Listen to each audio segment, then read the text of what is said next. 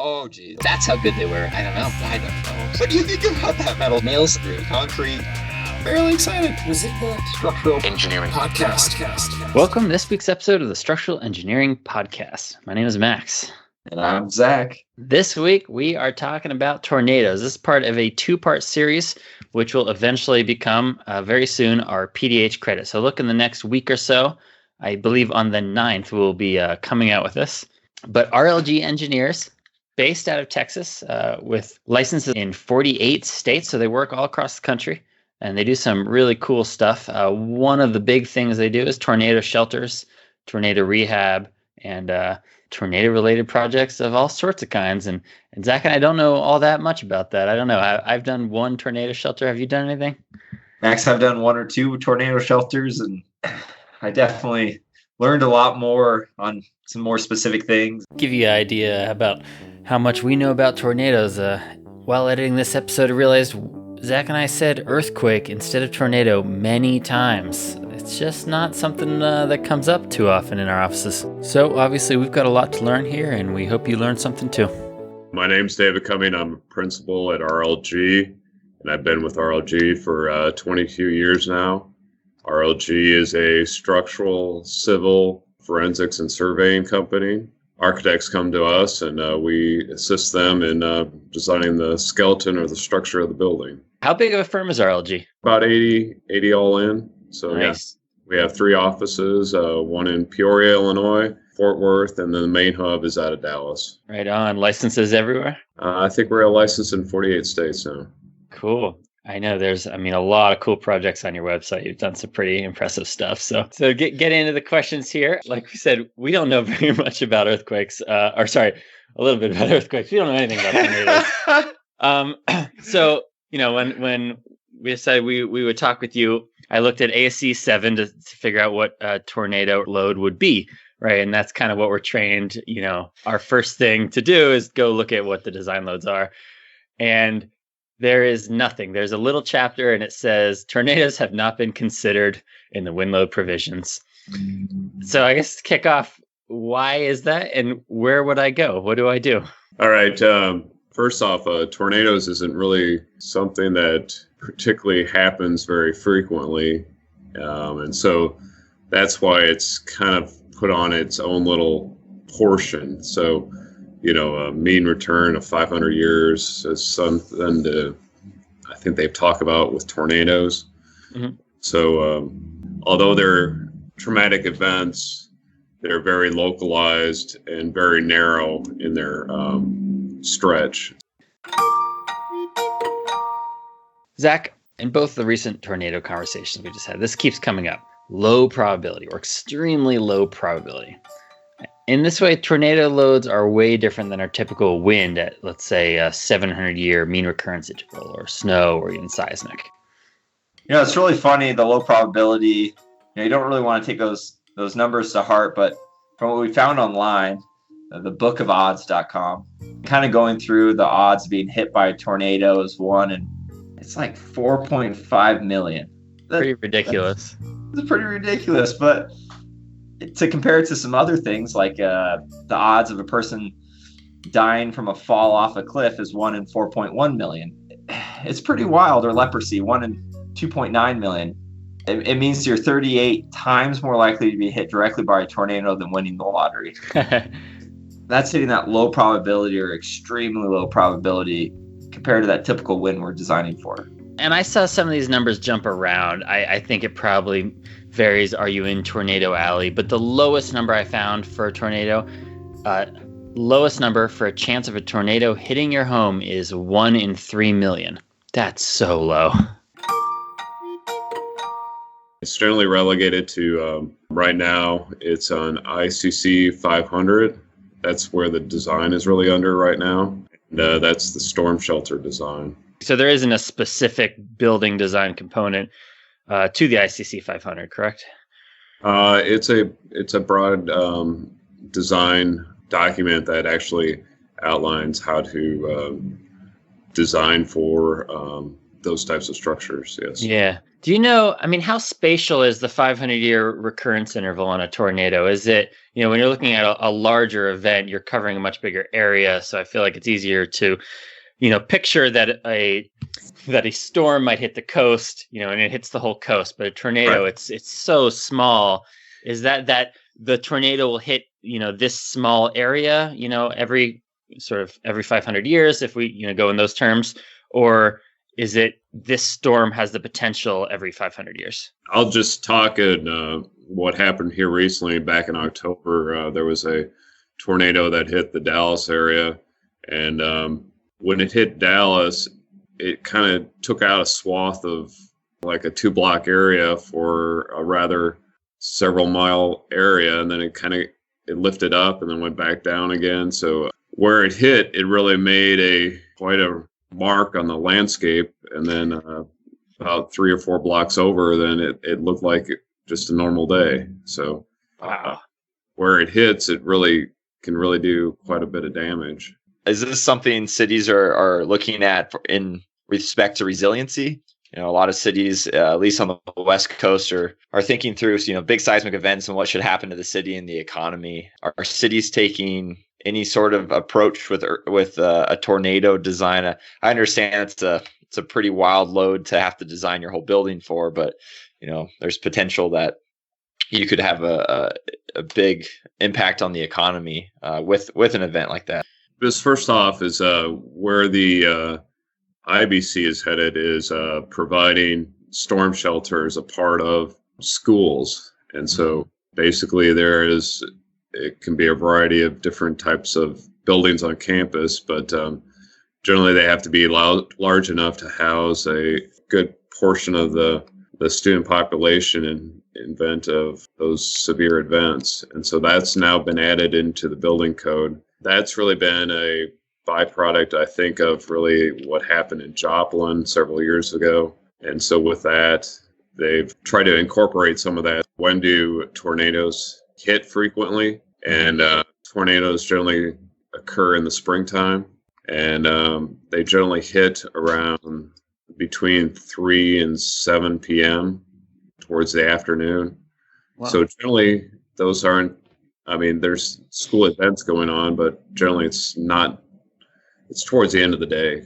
There's some probabilities of, obviously, probability of location, probability of portion of the year, and then time of day. So those are all factors that generally all go into some of that design. So right now it's been a push to get schools with storm shelters on them. There are clients that have asked for, like in some of the major office buildings, some clients asking for some hardened areas where they can ride out storms as well. Mm-hmm. Is that a step down from an official storm shelter? To do a storm shelter, there's a very set criteria for that. Mm-hmm. It's kind of a letter of law that you followed the storm shelter design versus some of these other areas are known to be hardened, but they may not actually be fully classified as storm shelters. If that makes sense. What are hardened areas? FEMA has some good documentation to define what a hardened area is. The lingo to me gets a little blurry, but from my understanding, you can define a portion of a building that may already have the lowest probability of collapse and maybe reinforce it slightly more. There are 4 categories of protection: refuge areas, best available refuge areas, hardened areas, or you can go with the official storm shelter meeting ICC 500. In the news, these are almost always grouped as a different name. There used to be a house here. I can see the driveway. This house was completely leveled down to its slab. And they waited out the storm in the safe room? A tornado safe room. Safe rooms. The difference between kind of the hardened area and the best available refuge areas, the specific portion of the area is designed to carry or kind of resist higher loads from wind-borne debris. The best refuge area is simply an area of the building that an architect or an engineer has deemed to be the safest, in accordance with FEMA P431. Typically in these areas, Max, you'll find that there's no windows and ideally a short span roof. Now, I think it's interesting that there's 4 designations of these hardened areas, and I wonder if it's ever relayed to the people that are in those buildings what those different designations mean. Today I'm getting our storm shelter ready. Scrolling around on the internet, I think it's pretty clear people don't understand the designation. you'll really only hear two terms: storm shelter and safe room. With your experience in tornadoes and with the recent one in Texas, do you guys go out and look at structures after the tornado has occurred? And would you mind walking us through what you kind of see? And, is it similar to, what you see on the news with, houses just being completely destroyed everywhere? Or are you seeing buildings going through, loading cycles that are kind of yielding shear walls? Or These storm events are very severe. So there's really when you see a building nearly destroyed, there's really the load events on these buildings are probably in the order of about a factor of 10 versus what they generally see. So that building was never intended to withstand those loads. And so when it receives those loads, it generally doesn't fare very well. Mm-hmm. But when you're kind of outside the major path, what we see a lot, though, is it has to do with the garage door and which way the garage door is facing. That doesn't sound like a big deal, but what starts happening is a lot of times the garage doors blow out. And once you blow out a major wall component, if it was a window, a large bay window, a large garage door, what starts happening is all the air pressure that was going around the building is now going into the building. And so now you've actually started pressurizing that balloon. So the original event of, saying, the garage door yielding and pushing in on itself, or a bay window cracking, that pressure goes there and starts expanding the balloon, and then it'll blow out other components of the building as well. Mm-hmm. I feel like you always see in movies that when a tornado's coming, you're supposed to crack your windows. It's sort of a wives' tale. I mean, you're almost turning it, like you said, like into an open structure, and then you're inflating your building. Is that a real thing? Yeah, there's pressure differences, and I don't think that makes much difference. Obviously, you want to try to avoid pressurizing a balloon. Yeah, I did some double checking on this one because I've seen it in so many movies, and I just thought it had to be true. It's not, but at least it's one of the more popular tornado myths. Probably every movie has it. From what we found online from the Weather Underground website, which is also an awesome app to have, is that it's a very common tornado myth that opening the window will equalize the pressure in your house, which is thought to protect your home from damage. And really, if you start thinking about it, if a tornado is coming straight for your home, I don't think it cares that you open your window. So it's totally unnecessary and really a waste of valuable time to get to your shelter, or whatever your plan is to get out of the area. And so you should definitely not go open your windows. Absolutely. There's a piece of it that, kind of makes sense if you were worried about the tornado blowing out all your windows, but the distance that the tornado would have to pass where that's your concern versus your whole house being blown over, it just doesn't. And, now that we know the difference between an open structure when we're looking at internal pressures, like opening all your windows is going to increase your internal pressure. That's not a great idea. Okay. So while we're on it, let's debunk a few other tornado myths. So let's go. Number one, tornadoes do not hit big cities. Max, that is false. Now, it is a big misconception that people believe they do miss, but tornadoes are not diverted at all by any structure or terrain. I saw also water, tornadoes don't go over water. No, none of that is true. Okay. Tornadoes have picked up objects and people and set them down without damage. Now, this one blew my mind. That is true, but I would not count that as your shelter plan. Okay. Best place to be during a tornado is the southwest corner of your basement. Now, that might be the nicest place in your basement, but that's definitely wrong. Do not think that. Just be away from some windows. If you're in your car on the road when a tornado is approaching, hiding under an overpass is your safest bet. So when I read this, I was like, this is going to be completely true. I've always been told this. I've always seen this. But that, Max, is the worst place to hide when the tornado is coming. And one of the big myths, taking shelter under an overpass is one of the most dangerous things you can do when a tornado is approaching. The reason has to do with the way the tornado winds could potentially interact with the bridge structure. If you're hiding under there, one of those things slip off a support or lift and fall or break, that's going to be a really bad day. So At the very least, taking shelter under an overpass puts you at a higher elevation, but with no protection from debris or wind. There you go. Don't do it. When does the code require that you have a tornado shelter? Is there, would a residence ever require one, or is it once you get into, public spaces? As of right now, there's nothing for a private owner having to do that. Right now, it's kind of geared around schools because basically you send your kids to school and you want them to return home safely, or you want them to have a safe place in event of a severe storm event. Mm-hmm. Is it a pretty popular add-on, if you want to call it that, when you're doing new construction, even if it was residential? My experience on some of the owners, quite the premium cost in these items. Mm-hmm. And it's not that people want to roll the dice and play with Mother Nature that, no, the storm won't hit us. But it's more the reality of owners trying to best use their limited resources. And so it's not to say that safety is not important. There is major cost on these endeavors if they want to go that direction. I saw, online, if you just search around storm shelters, you'll get something at, Walmart for $5,000. Still very expensive. Do these, is that the same thing as an actual storm shelter rated, designed by a structural engineer as far as capacity, or those tend to be much lower? You mean like the little... Yeah, like the pre-manufactured. Like, is that a cheap substitute for the real thing, or does it do anything? Well, a couple things about it is one,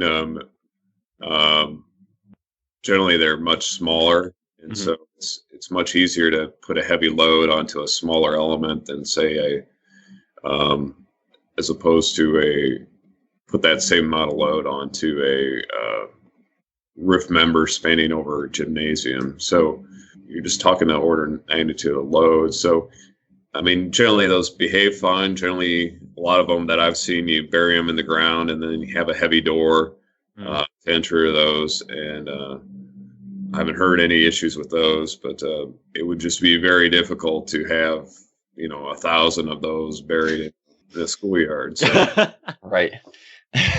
So the ICC 500 is giving you your loading criteria, and to my understanding, it a lot more than maybe just loading, but what you need to do with your doors and stuff like that. Is that standard getting updated the more tornado events that we have? Similar to seismic, it seems every bigger event we have, the codes change due to having more data. After these events, are you going out and seeing things with storm shelters that could be improved and that the standard should be improved? Or is the standard fairly good at providing the safety that is required for a big event?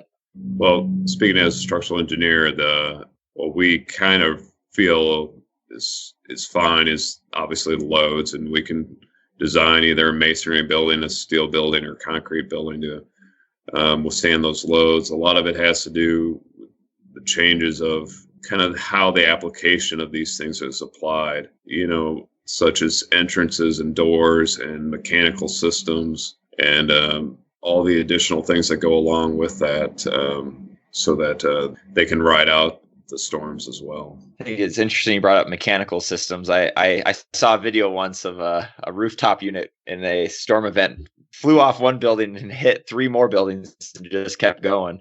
Is there a push to fasten those down better, or is it just kind of what it is? I mean, I understand those loads are just absolutely massive. So, well, out of the last storm here in Dallas, a lot of times you think of just wind pressure on a building and leading to think of wall loads and pressure on the walls and such. But when you have a tornado, you have a tremendous amount of debris that's kicked up. And that debris, when it's traveling, there's buses in the air, there's roofs flowing off. One building hits another building. Those elements can do quite a bit of damage flying in the air. So just beyond mechanical systems, it can be cars and other buildings as well. You mentioned steel for shelters, and I'm just curious. I've only ever designed one shelter, and it was masonry. And I've only ever even seen that. Can you Can you detail a steel structure to be tornado resistant, or whatever we call it, and what would that look like? Even as far as the projectile loads, I know are very high. So what is the wall of these things? Yeah, that's really where it starts. Really, it's with projectiles, and the projectiles start with 2x4s, and I know Texas Tech had done a lot of testing, because a lot of the debris that kicks up in a tornado is building components. Those building components, a lot of them are 2x4s, and the 2x4s that support one building become a missile that gets impacted on the next building. And so they've done a lot of research on firing. They actually have a gun that actually fires 2x4s, and then they can rate components and test components of a building based on that. 3, 2, 1. Masonry does reasonably well when it's reinforced, so it can take that profile impact. Obviously, concrete does pretty well. Plywood wouldn't do so well if it's just a single layer of plywood and you shot a 2x4 at it; it'll go right through it. So that's part of what's going on. You can design a steel building, but you start trying to, how do you skin the building to make it resistant to all this debris impacts that it will receive. With these new kind of drive to get schools to have more tornado shelters, are you guys going in and adding a shelter to the building, or is it in the building? I've seen some projects where they made the whole gym a tornado shelter and put concrete on the roof. Is there a typical direction that you guys are going with retrofitting, let's say, a tornado shelter into a school? It's still a variety of things that are being done, from classrooms to cafeterias to gymnasiums. What's nice about gymnasiums is it's a wide open space, so you can get a lot of people in there.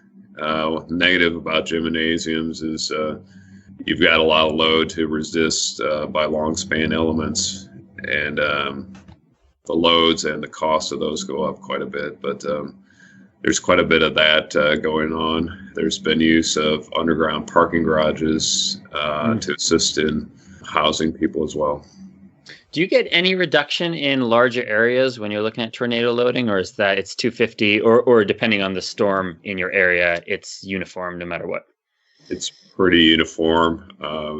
You have just massive loads. Another component that we need to consider as well is a collapse of an adjacent building upon the building. If you built a storm shelter next to a other building, let's say a classroom, and a classroom's adjacent to a new gymnasium that's rated for a storm shelter, you need to make sure that if that building that wasn't designed for a tornado gets hit by the tornado and falls upon the adjacent building. So it's just another load event to consider a part of the design. Yeah. How do you design for that? Or is there sort of guidance? Or are you taking the weight the other building and assuming that it's falling at some rate? Yeah, basically you take the weight of the building, and then you have an impact factor that you add upon that, and then you design that adjacent building for that load. Is the impact factor something that's in ICC 500, or is that something that is basically just in practice? You think it through. Or in practice, and yeah.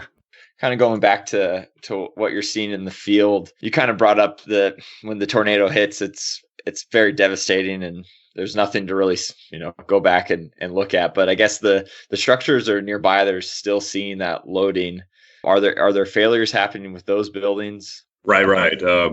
Obviously, there's buildings that are ripped down to the foundation, and they're total loss. And then there's buildings that a portion of the building has been severely damaged. And then there's other buildings where there's debris impacts, which the building in a whole does well, but the debris impact, generally like limbs and things falling on the roof, will damage individual components of the roof, and those will need to be repaired. And so that's quite a few things that we've gotten involved with. Is somebody knows that there's something wrong with the roof, and they'll call us out, and we'll see what to look at and see how to address the repairs on those items. Is there, when you're doing new design, are people ever asking to survive a Category 3 or an EF3, which gets up to a wind speed of 165 miles an hour? That seems pretty reasonable to design around. Are people kind of pushing to survive these higher tornado events?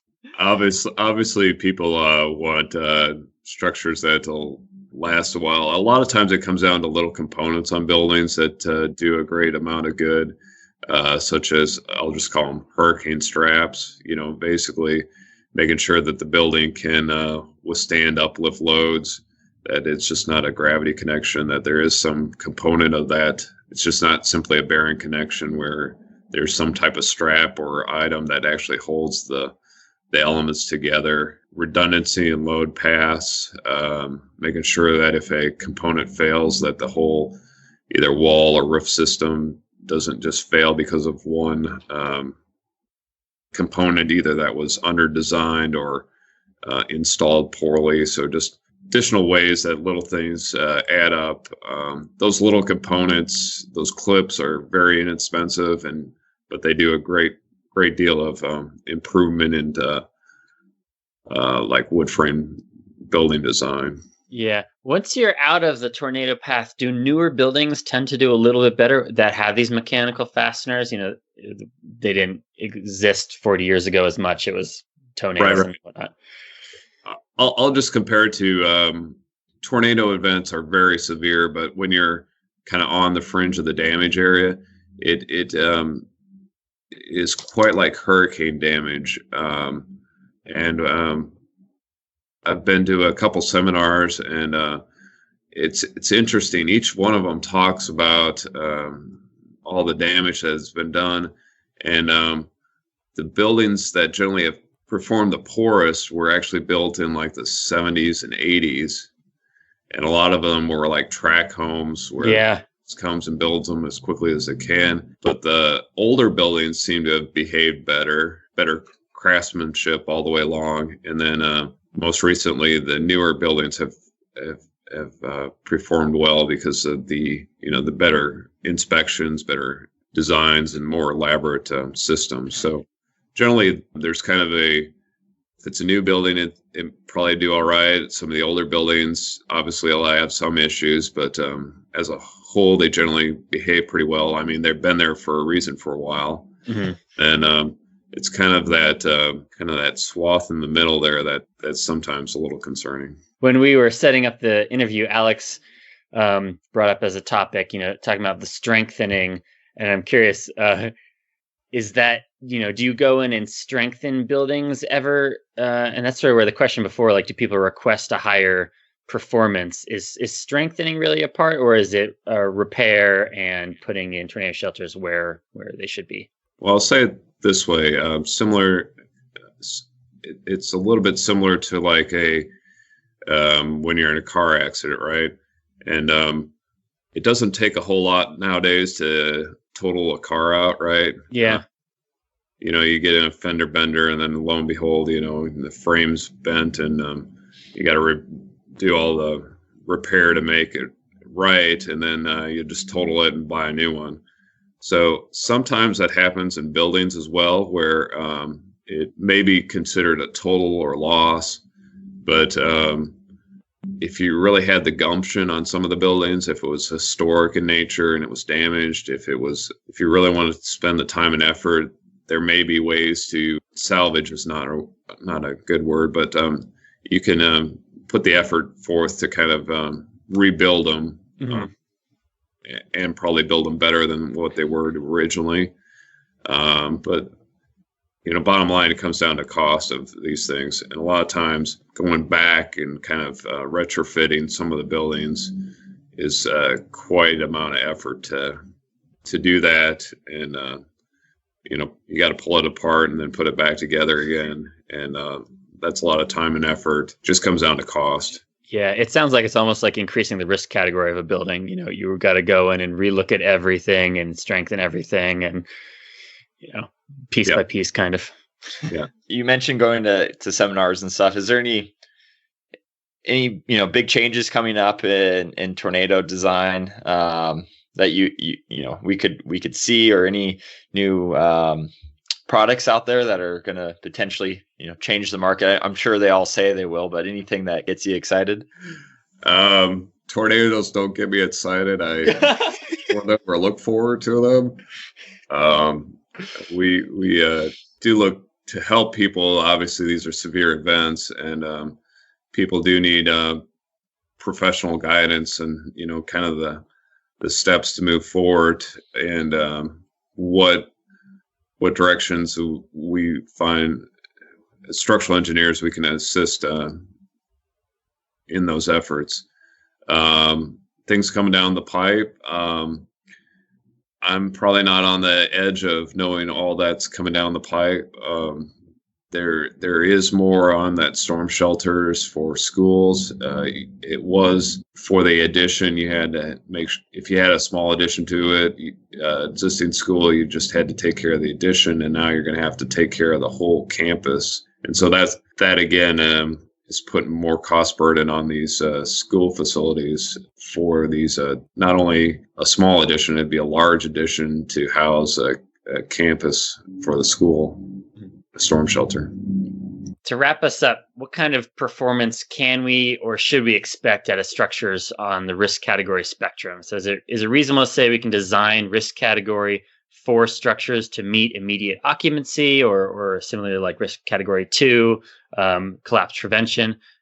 Or is this, kind of out of the question given the loads that we see? Obviously, you can build a storm shelter, and again, it comes down to cost. And obviously, people like their bay windows, and people like the granite countertops, as opposed to knowing that they're built. I mean, there are people. I'm not saying nobody does, but it ultimately comes down to cost. And I don't think that there's been a whole lot of, in the past, there wasn't a whole lot of push for that. Mm-hmm. But, it's not saying that tornadoes now are more frequent, but I think when people see videos, I mean, it's one thing to read it in the newspaper that a tornado hit an area, but it's another to see the damage of that, and then even videos of during the events. And so those types of things really do stick with people longer. And then those images kind of say, okay, well, what can we do about it? Because people are a little more familiar about it.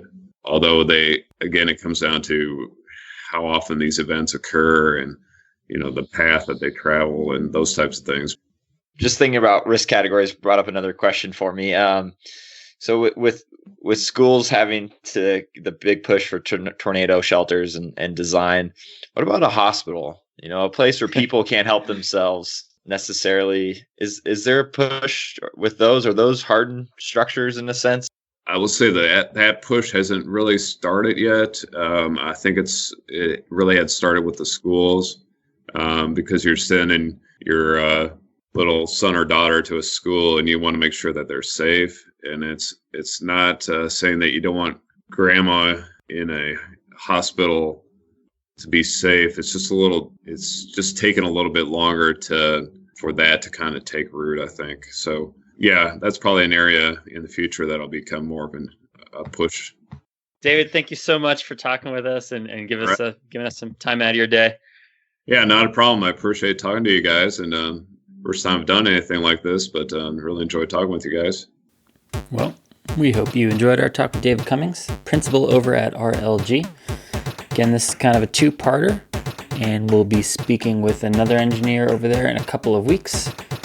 Learn a little bit more about tornadoes. Have a great day. Stay safe and healthy out there.